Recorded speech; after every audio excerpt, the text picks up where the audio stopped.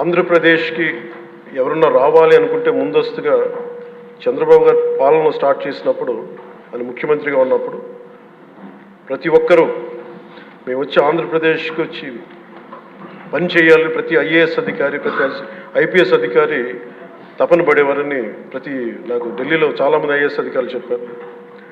అలాంటి అద్భుతమైన పాలన ఛాలెంజెస్ని అధిగమించి ఆంధ్రప్రదేశ్ని అభివృద్ధి దిశగా తీసుకెళ్లారు. ముఖ్యంగా ఆయన బాగా నచ్చే అంశం నాకు ఆయనలో ప్రత్యర్థులను కూడా గౌరవించే గొప్ప గుణం. మొన్న ఈ మధ్యన మాకు చెప్తూ కూడా రాజశేఖర రెడ్డి గారి గురించి చెప్తూ ఆయన గురించి కూడా ఆయన ఎంత ప్రత్యర్థి అయినప్పటికీ కూడా ఆయన గురించి కూడా మంచి వాక్యాలు చెప్పి ఆయన చేసిన మంచి పనిని కూడా చెప్పే సహృదయం ఉంది నారా చంద్రబాబు గారికి. వాటి నుంచి తీసుకోవాలి, ఇది మేము నాలాంటి వాళ్ళు నేర్చుకోవాలి, అలాంటి యంగ్స్టర్ మాకు కొత్తగా వచ్చిన వాళ్ళు నేర్చుకోవాలి. అలాగే కర్నూలు 1953లో కర్నూలు రాజధానిగా వచ్చింది. ఎప్పుడు మనకి ఇన్ని సంవత్సరాలుగా ఇన్ని దశాబ్దాలుగా ఇంకా కొట్టుకుంటూనే ఉన్నాం. అన్ని రాష్ట్రాలు ఏర్పడ్డాయి, భాషా ప్రయుక్త రాష్ట్రాలు ఏర్పడ్డాయి. దేశం అంతా ఎవరికి రాజధాని వచ్చింది ముందుకెళ్ళిపోయారు, అభివృద్ధి చెందారు. కానీ మన ఆంధ్రప్రదేశ్కి వచ్చేటప్పటికి కర్నూలు రాజధానిగా ఏర్పడింది. కాదని చెప్పి మళ్ళీ తెలంగాణలో కలిపారు.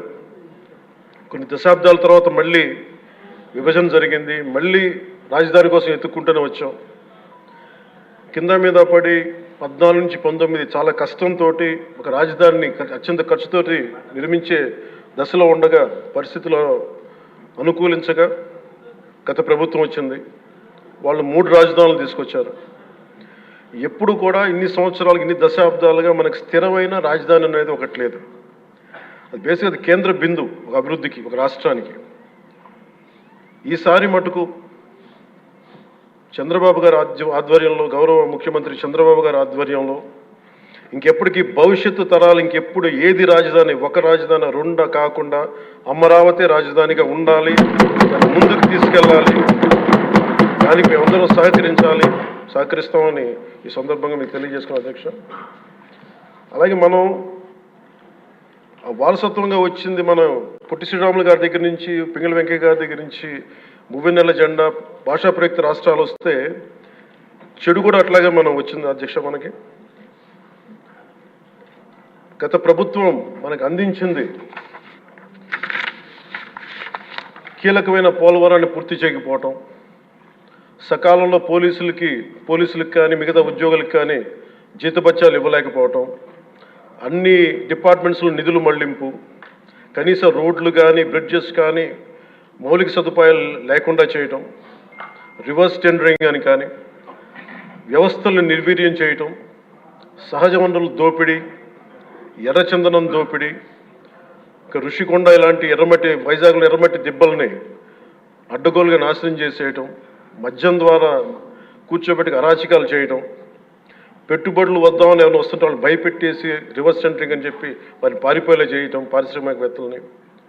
ఇది మనం తద్వారా వాళ్ళ ద్వారా కూడా వచ్చిన వారసత్వం అధ్యక్ష.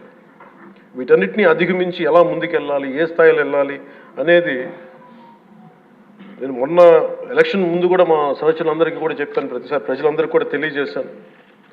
ఒక సుదీర్ఘమైన అనుభవం నాయకులు ఈ రాష్ట్రానికి చాలా అవసరం. దేశంలో కూడా ఇంకెవ్వరికి రాని పరిస్థితి మన రాష్ట్రానికి వచ్చింది. మనస్ఫూర్తిగా నేను అంతకుముందు ఏమి చెప్పాను, ఈరోజు కూడా అదే చెప్తున్నా అధ్యక్ష. 4 దశాబ్దాల సుదీర్ఘ అనుభవం ఉన్న శ్రీ గౌరవ ముఖ్యమంత్రి శ్రీ నారా చంద్రబాబు నాయుడు గారి అధ్యక్షతన, ఆయన లీడర్షిప్ కింద మేమందరం నాలాంటి వాడుగా నేర్చుకొని కింద పని చేయడానికి, రాష్ట్రాన్ని అభివృద్ధి వైపు ప్రయాణం చేసేలా ముందుకెళ్ళడానికి సంసిద్ధంగా ఉన్నాం. మేము దాన్ని కట్టుబడి ఉన్నాం. ముఖ్యంగా లా అండ్ ఆర్డర్ చాలా క్షీణించిపోయింది. ఈ లా అండ్ ఆర్డర్ విషయంలో చూస్తే సాక్షాత్తు గౌరవ ముఖ్యమంత్రి గారిని దాదాపు అకారణంగా అన్యాయంగా 53 రోజులు ఆయన్ని ఒక ఫాల్స్ కేసులు పెట్టి జైల్లో పెట్టారు. అలాగే అధ్యక్ష, మీరు కూడా గతంలో మిమ్మల్ని కూడా ఎంత వేధించారో మా అందరికీ తెలుసు, సభ్యులందరికీ తెలుసు. నిన్న రఘురామకృష్ణరాజు గారు కూడా ఏ స్థాయిలో అనుభవించారో అందరికీ రాష్ట్రం అంతా తెలుసు.